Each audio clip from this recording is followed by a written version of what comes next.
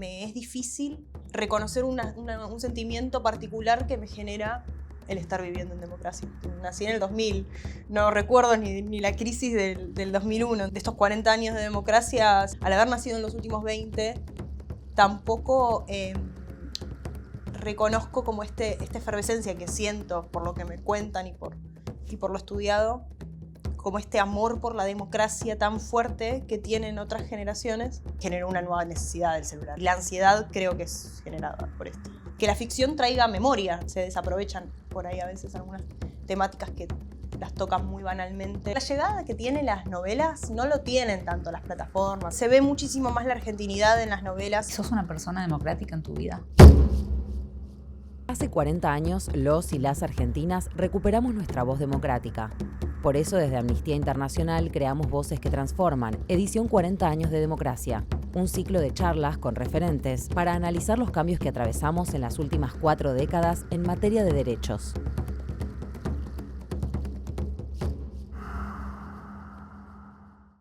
Atravesamos 40 años de cambios radicales. La tecnología moldeó a una generación que parece estar cambiando las lógicas democráticas que conocíamos.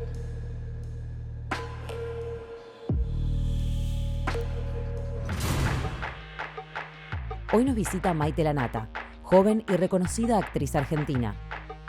En este episodio de Voces que Transforman, Mariela Belsky, directora ejecutiva de Amnistía Internacional Argentina, va a conversar con Maite sobre el futuro de la democracia. ¿Cómo imagina el futuro democrático del país?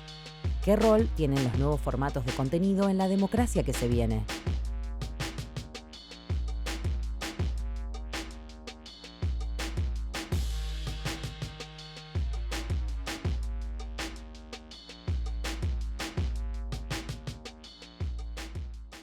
Hola Maite, bueno, qué lindo tenerte acá. Gracias por venir a esta edición de Voces que Transforman, 40 años de democracia.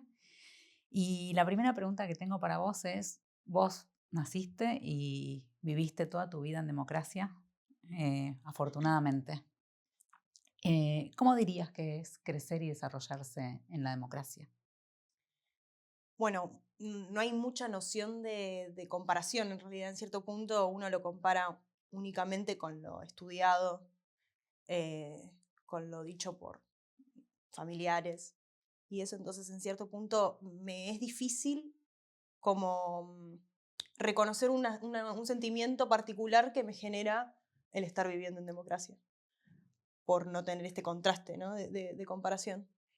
Y que encima, viviendo en democracia y sin tampoco haber vivido, no sé, medidas muy fuertes neoliberales, nací en el 2000, no recuerdo ni la crisis del 2001, entonces en cierto punto también eso, ¿no? Sumado a que de estos 40 años de democracia, siento que nací en los últimos, al haber nacido en los últimos 20, tampoco reconozco como esta efervescencia que siento por lo que me cuentan y por lo estudiado, como este amor por la democracia tan fuerte que tienen otras generaciones, que por lo menos en mi generación o con las personas con las que me vinculo no lo veo, no lo siento. Mismo hace poco tuve que hacerle una entrevista a mi papá. Yo estoy estudiando comunicación social en la UBA y le tuve que hacer una entrevista para la materia de antropología en cuanto también a la temática de los 40 años de democracia, y principalmente era una entrevista de carácter etnográfico donde intentaba ver como la vivencia de mi entrevistado, llevarlo a la cotidianidad de la vuelta a la democracia. Y hay algo que me quedó mucho y es esto de la efervescencia de la democracia, de ser hincha de la democracia, de que estaba como de moda en ese momento, ¿no? El hecho de verlo a Alfonsín, como algo con muchos hitos, ¿no? Y me parecía también muy loco eso, ¿no? Por eso también entiendo tantos padres tan contentos en la primera vez que votan, y que por ahí uno como hijo no siente mucho eso. Qué interesante. Te hago una pregunta. ¿Viste Argentina 1985, la peli? Sí. ¿Y qué te pasó?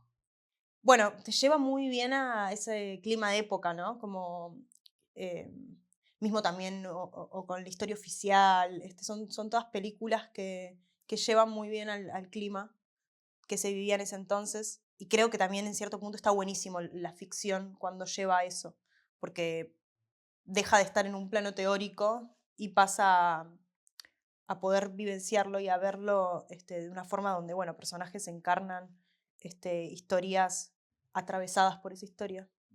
Digo, y tus amigas, amigos, si conversaron sobre la película, la vieron, ¿les pasa que es una película más? Claro, esto digo porque lo ato a la efervescencia que vos contás. Claro. Yo veía la película, tu papá vio la película, y es tal cual. Es muy emotiva y toca muchas fibras, pero ¿lo comentaste con amigos o no necesariamente Sí. fue una película más y ya? Siento que no fue una película más, no también por la relevancia que tuvo bueno, a nivel internacional, como también estábamos muy contentos. Pero sí es esto que siento que cuando alguien ve esa película y fue atravesado por esa historia, lo ve con otros ojos, lo ve como rememorando momentos particulares que vivió, y le despierta también eso. Que a mí no completamente no me Entiendo. pasa. Pero sí, por ejemplo, no sé, recuerdo hay algo que sí siento que la energía poderosa que tiene en las marchas, por ejemplo, en cuanto al Nunca Más y eso, esa energía llega. Creo que la movilización social que tienen esos actos, creo que es uno de los actos más, de los cuales les participo y participé, que más me movilizaron. Hasta me arriesgo a decir que hasta puede ser que más que la lucha feminista por el aborto, que también me atravesó, pero siento que me atravesaba muchísimo más como la historia tan profunda de los actos del Nunca Más. Bien, qué interesante. Y ya que traes la lucha por la despenalización y legalización del aborto, vos tenés 23, o sea que en el 2018, cuando fue el primer debate, estabas en la escuela, ¿verdad? Terminé la secundaria, o sea, terminando la secundaria. Terminando la ¿La había secundaria. terminado? Claro. ¿Se había empezado a debatir un poco en el 2017, puede ser, 18, o no? 18. Ah, 18. Ya arrancó con el 18, Sí. ¿no? Entonces ya había terminado la secundaria. Pero sí recuerdo igual un par de conversaciones que tuvimos en la secundaria con compañeros y compañeras acerca del debate por el aborto, sin pensar en que podía existir una ley, sino en términos generales, viendo otros países que tienen el aborto legal y eso. Entonces, en cierto punto era como un debate más de utopía de si la Argentina tenía Y ahí empecé a plantearme en cierto punto, como en cuanto al aborto. Te pregunto porque esa movilización tuvo como una característica bastante particular, que es que los jóvenes fueron bastante, como se los visibiliza como muy relevantes en esa marcha. Por eso te preguntaba específicamente lo de vos y tus amigas y amigos, porque hay como una caracterización de una apropiación muy importante de esa causa para los jóvenes, ¿no? Como que fue una Sí. causa donde los jóvenes se movilizaron muchísimo. Por ahí hasta la percibo un poco más, percibo más a los jóvenes en esas marchas. Sí, es verdad. Del 24, sí, total. Sí, creo que hubo una participación llevada igualmente, la mayoría siento que por historias también de sus padres, por lo menos en mi colegio sucedía mucho eso. Digo jóvenes, muy jóvenes, yo igual tenía ya 18 años tenía. Pero bueno, recordando un poco los últimos años de la secundaria, cuando charlábamos y debatíamos, sí, era más, cada uno traía más historias familiares. Pero interesante, porque no era un tema, bueno, en mi generación eso no se habla en No. las escuelas, en cambio en las escuelas de ustedes se dio Sí. porque era un tema Sí, se debatía. básicamente social y estaban en los medios, digamos, ¿no? Sí. Era como un tema que hablábamos todas. Bueno, leímos que tu visión es que según tu visión los personajes que más se involucran con lo social, y vos tuviste esa suerte de hacer y debes seguir haciendo personajes que se involucran con lo social, son los que más te suelen atrapar. ¿Qué rol crees que tiene la ficción en la vida democrática? Siento una necesidad porque la ficción lleve ese tipo de debates. De debates que están en la sociedad y que sean llevados a la ficción. O sea, en cuanto a lucha, en lo particular yo hablaba más, cuando me refiero a ese tipo de personajes, me refiero principalmente al de 100 días para enamorarse, Que involucra una lucha de la cual en ese momento estaba bueno que se debata, que se visibilice. Entonces, en ese punto, en cuanto a luchas sociales, me parece que es fundamental, y también lo que hablábamos antes en cuanto a recuerdos historiográficos y que la ficción traiga memoria, ¿no? En cierto punto. Desde esos dos planos, siento, desde esas dos vías.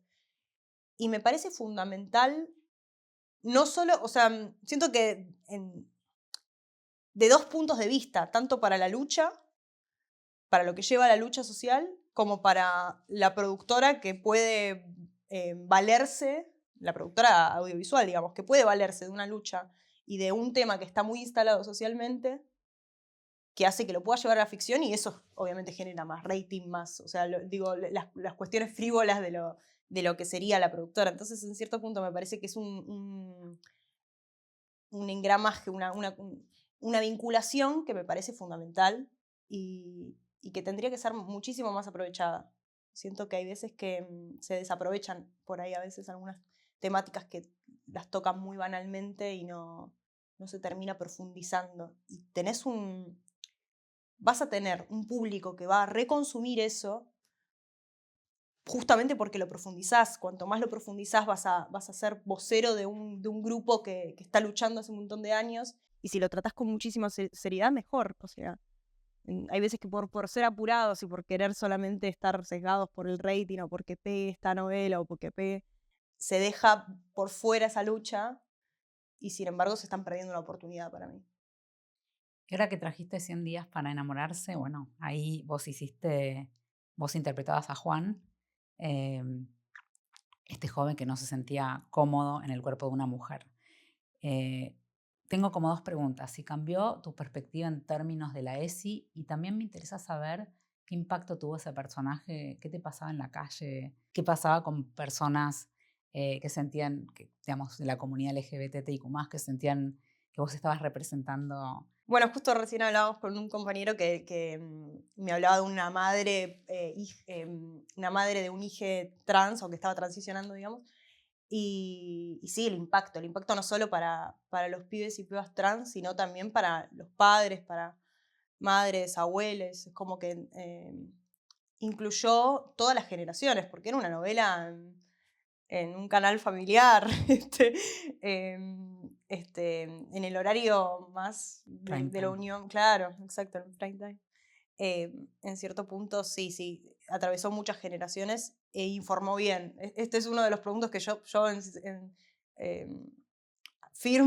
afirmo de que sí, hubo mucha información detrás. Hubo una fundación, que eso también me parece como súper interesante, que haya que esté AFDA detrás.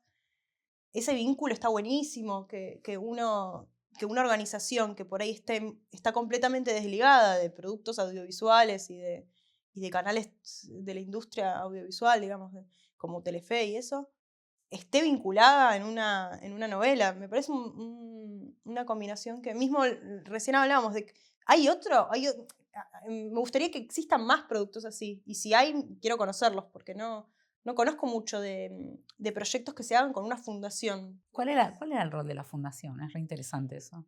Bueno, principalmente era la reescritura de los guiones, o sea, una intervención en cuanto a los guiones, principalmente cuando se tocaba la temática de Juan y de los personajes que lo rodeaban a Juan, no sé, algún que otro comentario del abuelo, Gino, y bueno, hasta qué punto, qué es lo que va a decir Gino, qué.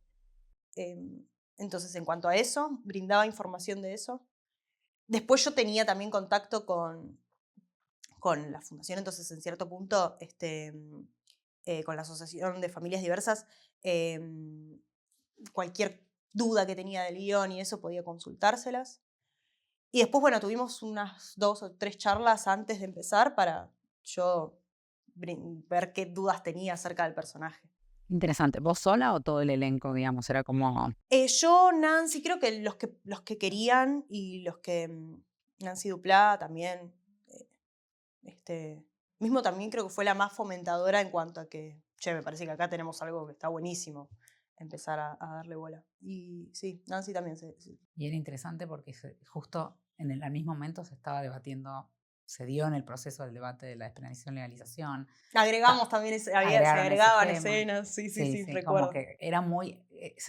lo interesante de esa ficción era que conversaba con lo que estaba pasando en la sociedad, ¿no? Y creo que eso está buenísimo. Educa, obvio, educa y conversa, ¿no? Sí. Hay como un ida y vuelta. Bueno, leyendo entrevistas tuyas, nos enteramos que te definís como una persona muy observadora. ¿Cómo observas la actualidad? ¿Qué lectura haces o estás haciendo de este momento que estamos viviendo? Un descontento político, sí, un claro descontento político, o por ahí también como poco involucramiento, no hay poco interés, o se despierta como poco interés en muchos. En mi generación, si bien yo, por ejemplo, al estar cursando en la UBA, se ve militancia, pero la veo un poco apagada. No tengo como comparar, pero siento que hubo una efervescencia muchísimo mayor en otros años que actualmente. Bueno, yo antes cursaba en la UNA, en la Universidad Nacional de las Artes, y noté como una especie de deterioro en la militancia, como cada vez más bajo la efervescencia por el militar.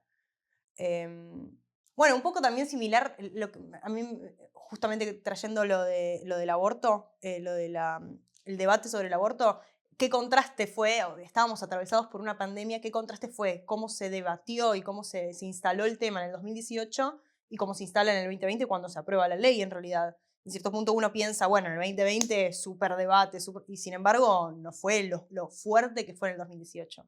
La potencia que tuvo el debate político, la intervención política y el querer participar y debatir, lo sentí hasta mismo en mi cuerpo, como está buenísimo que sea ley, pero en cierto punto es como que la efervescencia que tenía en el 2018 no la estoy teniendo, no lo veo caldeado el clima. Pero eso probablemente por el contexto pandemia, ¿no? Yo creo que el contexto pandemia, y creo que también el contexto pandemia ayudó en todo sentido a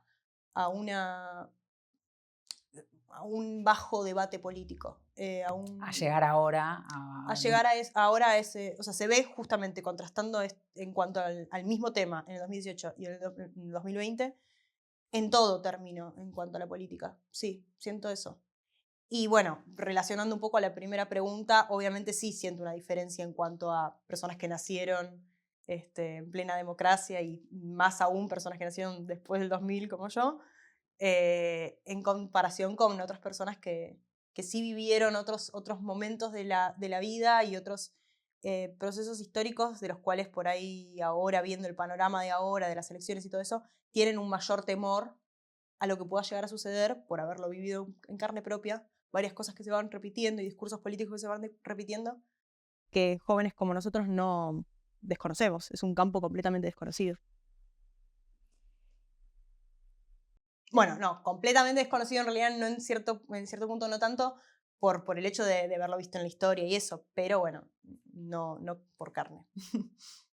Y bueno, y esto desde muy chica, ¿no? Como esto de ponerte en la piel de estos personajes que hablábamos, por ejemplo, como Juan, ¿y de dónde crees que viene ese interés tuyo de encarnar personajes que cuentan este tipo de historias, ¿no? De colectivos como invisibilizados?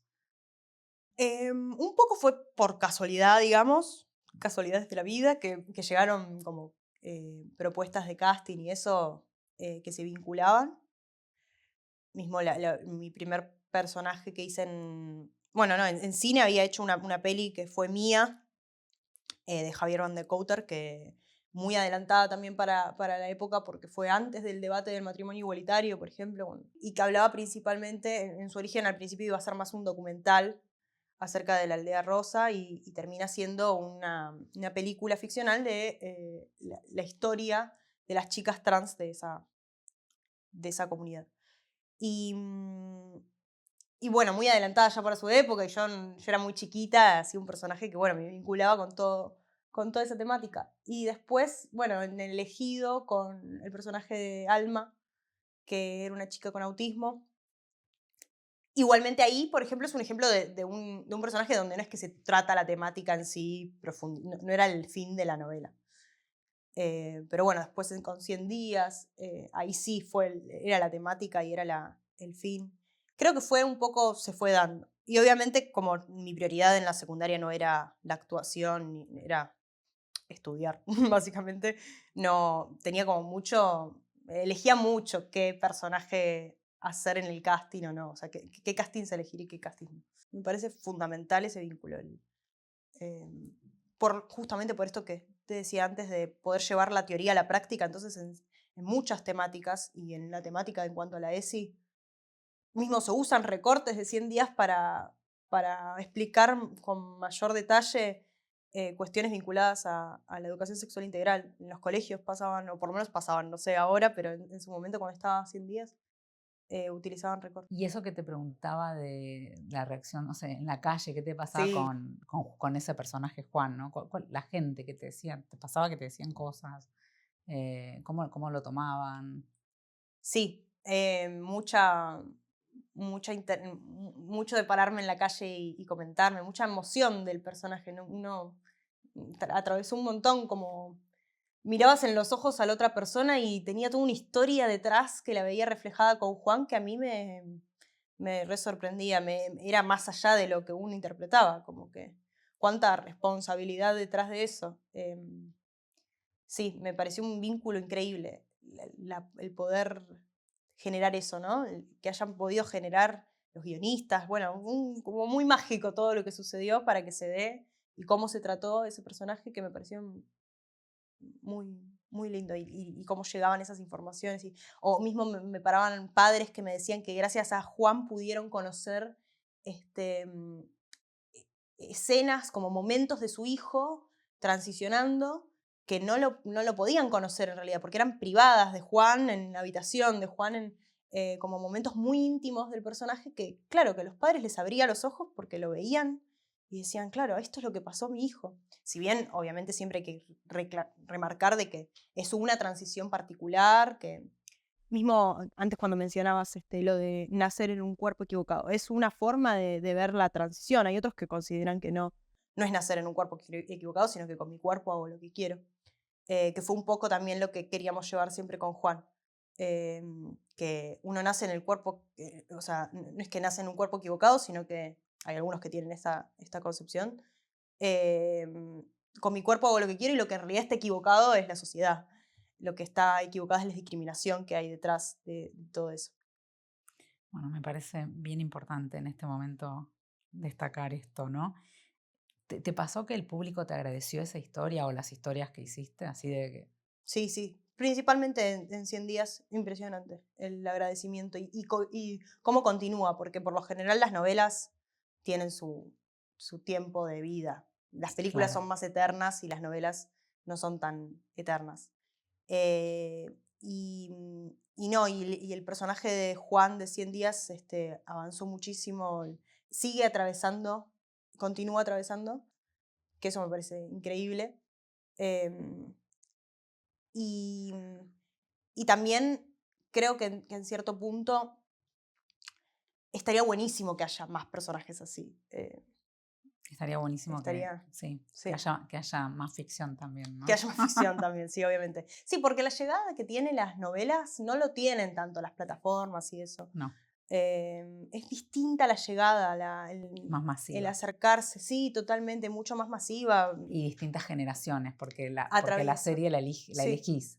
Acá... Y hay algo de lo nacional, De las mediaciones, de la muy argentina, no sé, como que se ve muchísimo más la argentinidad en las novelas, siento yo. Si están bien hechas y bien construidas y si atraviesan al público que en las series de las plataformas. Y con 100 días creo que también lo fundamental también era, por esto que vos decís de tanta devolución, Siempre derivar a Asda. en cuanto a cuando ya era muy personal lo que le estaba pasando, en no considerar que, bueno, o sea, yo soy una actriz que está interpretando un personaje y que encima no es una causa, siempre reconocer eso, no es una causa de la cual yo esté detrás de esa lucha en cuanto desde mi persona, digamos, en cuanto a... Yo me pongo esa bandera, pero bueno, desde la actriz, ¿no? En cierto punto. Entonces, como no es una historia que me pertenece, hay una comunidad detrás que tiene sus historias y sus vivencias, es siempre, bueno, saber quiénes son los voceros adecuados para poder brindarte información desde lo personal, muchísimo más criteriosa y muchísimo más seria. Yo intenté informarme desde donde pude, pero hay cosas que van más allá de mí. Bueno, manejar bien la responsabilidad, ¿no? Porque me imagino que Sí, es mucha sí. Todos responsabilidad. los actores tendrían que manejar esa responsabilidad para mí por saber que son comunicadores. No es el arte comunica. Bueno, ya que unís arte y comunicación, y ya que estudias comunicación social, me interesa tu mirada respecto a las redes y las plataformas, todo lo bueno que trajo esto de la democratización, ¿no? De la información a través de las distintas redes, pero también porque claramente, ¿no? Hay una democratización del debate, la gente accede a mayor información, em, pero también hay mucho hater, ¿no? Y nada, y las actrices que les preocupan los temas como los que te preocupan a vos, muchas veces reciben mucho hateo porque hay gente que no está de acuerdo con esos temas y todas las actrices están muy expuestas. Entonces, ¿vos creés que la libertad de expresión se ve amenazada con estos haters? ¿Qué te pasa a vos con tu Instagram? Sí. Sí, creo que es como una doble cara, ¿no? Las redes sociales y el celular y todo eso. Tiene como su lado positivo en cuanto a mayor divulgación de usuarios amateurs, lo que sería como de usuarios que no tienen tanta llegada, y que sin embargo un tweet puede llegar a estar en los medios masivos, por así decirlo, y gracias a que se genera un debate en Twitter, por ejemplo. Yo no uso mucho Twitter, pero sí reconozco que muchas veces se viraliza una conversación y se empieza a generar un debate que hasta llega a los medios. Entonces, en cierto punto hay una sensación de democratización de la información. Pero no todo es como color de rosas en cierto punto y también existe ese otro lado, esa otra cara, y que también se vincula, o sea, en esa otra cara vinculo también el poder que tiene el algoritmo, por ejemplo, de demostrarte a vos únicamente lo que te gusta, tus gustos, tus deseos, lo fuerte que es ese algoritmo. Entonces, en cierto punto, uno termina, si bien puede acceder a mucha información y democratización de la información, termina estando un poco cegado en su ideología y en su... yo busco algo en YouTube y no va a ser lo mismo que me aparezca a mí que te aparezca a vos por ahí. El algoritmo va a ser distinto. La lupita de Instagram te muestra un campo completamente distinto. TikTok es re fuerte el algoritmo. Yo no me había dado cuenta. Hablé una cosa con una compañía y ya me aparecía todo eso y digo, wow, qué loco. Como identifica tan claramente lo que te puede llegar a gustar. Entonces, bueno, es un poco una cajita de cada celular. Y sos usuaria de TikTok, entonces. Soy usuaria de TikTok y de Instagram, creo que son las dos Las redes dos redes. sociales más. ¿Y te preocupa cómo TikTok muestra muchas veces personas que tienen problemas alimentarios, personas que tienen ataques de ansiedad, Sí. y cómo los jóvenes empiezan a utilizar TikTok a veces como un médico, ¿no? Como que afecta a la salud mental de manera contundente. Entonces, Sí. y no sé si hay tanta conciencia, ¿no? La pregunta es, ¿vos crees que hay conciencia como en tu generación de cómo impactan estas redes en la salud mental de las personas? Siento que hasta mismo se puede relacionar con lo que hablábamos antes de la democracia en cuanto a haber nacido en la democracia, haber nacido con un celular en la mano casi, hace que uno en realidad escuche más a los padres que no puedan creer que ese algoritmo sea tan fuerte y que vos tengas que dar tantos datos, y uno ya lo toma como muy naturalmente, bueno, poner mi usuario todo el tiempo, el aceptar las condiciones, lo toma como muy de la cotidianidad. Y sí, y en cuanto a lo que decías antes, yo creo que hay cosas que ya las busco en TikTok, como lo busco como, ya es un buscador. Lo hablábamos hace poco con una amiga que usa mucho más TikTok que yo.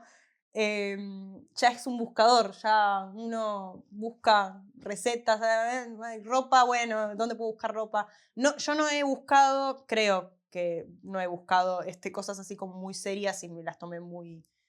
Pero también hay que tenerle miedo a Internet, a Google, digamos, porque también puedes tener informaciones que no son las correctas, ¿no? Así que en cierto punto TikTok, Google, Twitter, puedes encontrar informaciones súper interesantes como mucha desinformación. Justo nosotros estamos por sacar un trabajo que hicimos, una investigación de TikTok, y una de las cosas que salió es lo que vos decís, que los jóvenes se informan en TikTok. Más que en Google. Ya que es muy habitual en la conversación. Vi un TikTok que dice...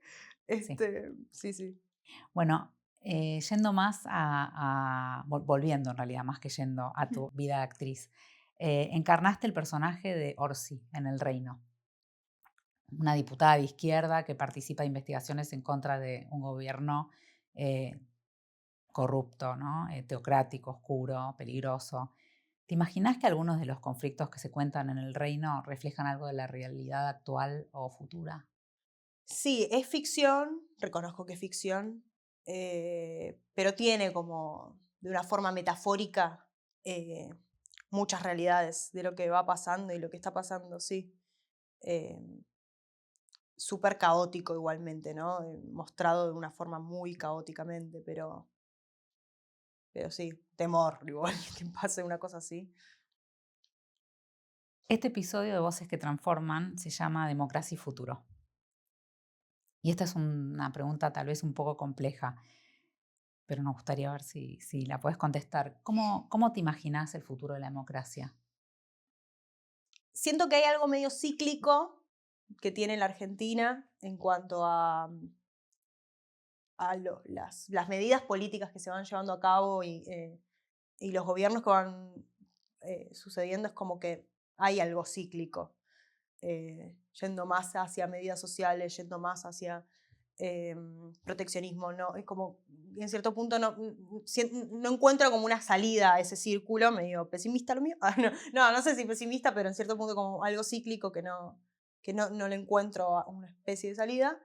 Pero sí como con deseo a revertir siempre, ¿no? A no parar con esa movilización, a que vuelva a haber una intervención política, una profundización por el debate, ¿no? Que veo tan descontentada la sociedad como en cuanto a debatir, a ponerse a... Está mucho el, bueno, no voy a votar, es como tanto descontento que, bueno, ojalá que vuelva a resurgir, que sientas que los representantes que se están postulando son representan verdaderamente tus valores, tus creencias, tu cultura. Entonces, bueno, eso, ojalá que... Y que siento que fundamentalmente tiene que ver con la educación, como desde la educación, que haya reformas educativas, que ya los pibes no tienen ni ganas de estudiar, justamente por esta intervención tan abrupta de las pantallas y los celulares. Tiene que haber un cambio profundo en cuanto al sistema educativo, que vuelva a haber interés. Entonces, porque no hay interés en lo que te están enseñando, después no vas a tener interés en la política, que vuelva eso, que resurja. Bien. Bueno, te hago una pregunta, Maite, que vamos a ir repitiendo a lo largo de todo este ciclo. Y es que hay voces que transformaron nuestra realidad colectiva y subjetiva para siempre. ¿Qué voz dirías o voces, porque por ahí es más de una voz, que te transformó a vos? Sí, no hay una sola en particular. Siento que son muchas y dependiendo las temáticas, digamos, como mismo ahora cuando hablábamos del aborto, recuerdo que en realidad no fue un vocero del debate, pero me pareció súper interesante desde qué punto se hablaba en cuanto a Darío Strane, nunca me va a salir ese apellido, que habló en el debate del 2018 y ponía como la división entre hablar de política o de metafísica. Y me parecía súper interesante porque en realidad el debate se estaba dando por ese lado. Estábamos hablando de metafísica, de subjetividades, de cuándo creemos que el niño es niño, cuándo y que es súper interesante también ese debate, la filosofía, lo personal, lo que uno considera. Pero sin embargo él decía, bueno, no, está buenísimo este debate, pero hablemos de política, no de metafísica. y me hizo como la cabeza, me transformó, por así decirlo. Eso en esa temática. Pero bueno, después voces como... Mis padres, mi mamá, mi papá, profesores. Creo que también, volviendo al tema anterior que decía antes, cuando un profesor te habla con tanta pasión de lo que está enseñando, muchas veces te contagia esa pasión. Como los padres cuando te hablan de sus oficios frustrados, por ejemplo, no sé, o cosas así, que hay veces que, bueno, te incentivan a estudiar eso. Tuve profesor de comunicación justamente que me habló tan apasionadamente que creo que fue uno de los motivos por los que, y mi padre también, por los que estudié comunicación, estoy estudiando comunicación. Wow. Bueno, te elegimos a vos como vocera de la temática democracia y futuro. Y a vos, si vos pudieras elegir a alguien, ¿a quién elegirías? Como una persona en particular. Sí, o quién es una voz autorizada para hablar del futuro de la democracia. Ay, son también lo mismo, como siento que son tantas luchas detrás, o sea, los organismos de derechos humanos, bueno, Amnistía también en cierto punto, digo, hay como una pluralidad de voces, siento yo. Alguien así en particular no. Bueno, siento que me han ayudado también, volviendo a la anterior y que también se relaciona mucho con esto, muchos videos, sobre todo, creo que lo había conocido por una charla TED, me parece, de Nacho Levi, que me parecía súper claro cómo hablaba de las realidades barriales, que también me hizo como un clic. Vamos a un ping-pong, sí, de preguntas rápidas. ¿Te acordás cuándo fue tu primera elección? Sí, sí. No era presidencial, era de senadores y diputados de 2017, creo. No, sí, 2017. Sí, creo que sí, sí, 2017. No lo viví. Bueno, sí, me recuerdo que estaba contenta. En realidad me acuerdo más cuando estaba en la secundaria que en 2016, o sea, cuando cumplí 16 años que ya podía votar, fue como, ay, no, en este año no hay elecciones, voy a tener que esperar un año más. Recuerdo más esa sensación. ¿De deseo de qué? Sí. Si pudieras volver a elegir, ¿elegirías la profesión que tenés hoy? Me gusta mucho la profesión que tengo, sí. Siempre igual tuve como caminos encontrados y desencontrados con la actuación, de si era más hobby o si era una profesión. Me gusta mucho, pero bueno, también saber lo vertiginoso que es la profesión. En ese punto, no es que la cambiaría, pero sí me gustaría que cambien como las condiciones de eso, ¿no? Que es medio imposible. Es como que por momentos hay mucho laburo, por momentos no. Mucha incertidumbre tiene el oficio entonces como que en cierto punto eso da un poco de vértigo. ¿Y sos una persona democrática en tu vida? Sí, o sea, personalmente estamos hablando, sí, soy democrática, algunas cosas soy autoritaria, pero obviamente como lo personal, pero sí, siento que soy de debatir con mis compañeros, colegas. ¿Cuál es la red social que más usás? Bueno, ya no. Creo que Instagram y Instagram. TikTok están ahí peleados. ¿Tenés algún referente cultural de estos últimos 40 años que admires? Ay, alguien en particular no, me recuesta eso. Bueno. Paso. ¿Películas o series que cuenten cuestiones vinculadas a la democracia de Argentina y que se te ocurra alguna? En cuanto a habíamos hablado un poco de esto, también la historia oficial, soy muy amante de esa peli, muy linda. También, bueno, novelas, creo yo, como a un unitario que había hecho, participé en un unitario del Bicentenario. En el Bicentenario recuerdo como mucha efervescencia en cuanto a esto de lo cultural, súper en el 2010, como una re chiquita yo era, tenía 10 años y sin embargo como que recuerdo mucha movida cultural. Y me acuerdo de un segmento, de unos unitarios que había hecho Underground, que están re interesantes, creo que están subidos en YouTube, en TikTok, no, en YouTube, que eran del Bicentenario y tocaban distintas temáticas. A mí me había tocado Los niños que escriben en el cielo, creo que se llamaba el capítulo, y hablaba de la guerra de las Malvinas y de la inocencia que tenían los niños en escribirle a cartas a los soldados. Claro, exacto. Y sin embargo esas cartas no llegaban. No llegaban. O había respuestas falsas. ¿Te acordás del último libro que leíste? Bueno, ahora que estoy estudiando comunicación, de los medios a las mediaciones de Barbero, pero si no voy con algo más tranquilo, estoy empezando, todavía no lo terminé, porque estoy estudiando y no tengo mucho tiempo, Las malas de Camila. De Camila. Bueno, ahora pasamos al segmento final de este episodio. Mil gracias por estar acá. Te quiero mostrar un objeto que está ahí al lado tuyo, que representa la temática de este episodio, Democracia y Futuro, y que es un celular. Y es uno de los objetos que obviamente más nos ha transformado en esta última década probablemente como sociedad. ¿Cómo te vinculás con el celular? ¿Le dedicas mucho tiempo, poco tiempo? ¿Sentís que es sentís que podés vivir con el celular, sin el celular? Creo que puedo vivir sin el celular. Si me lo sacan, no tengo tanta adicción, pero sí me parece una necesidad. Creo que generó una nueva necesidad del celular, en realidad. Si tengo que ver, si me pregunto por los pros y contras del celular, no sé si tiene más pros o más contras, o en realidad los pros que tiene terminan siendo por las necesidades actuales que tenemos, generadas por ese celular, ¿no?